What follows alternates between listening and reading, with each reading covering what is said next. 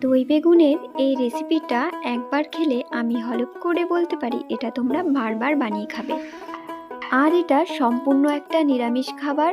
আমার মতে আমিষ খাবারের থেকে নিরামিষ খাবার তৈরি করাটা একটু কঠিন, তার কারণ এর মধ্যে প্রপার টেস্ট আমাদের আনতে হবে। আর এই রেসিপিটা গোটা বেগুন দিয়ে করায় আমি সামান্য ছিঁড়ে দিয়েছি 4 ভাগ করে। এটা বড় বেগুন হলে তোমরা অর্ধেক করে করতে পারো, তাতেও কিন্তু দারুণ লাগবে। কড়াইতে শুকনো লঙ্কা, দারচিনি, এলাচ ফোড়ন দিয়ে আদা কাঁচা লঙ্কার পেস্ট দিয়ে মশলাটা কষিয়ে নেব।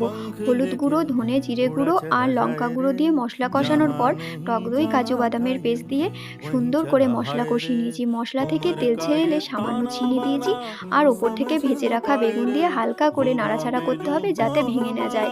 এরপর জল দিয়ে এটা ফুটিয়ে নেব।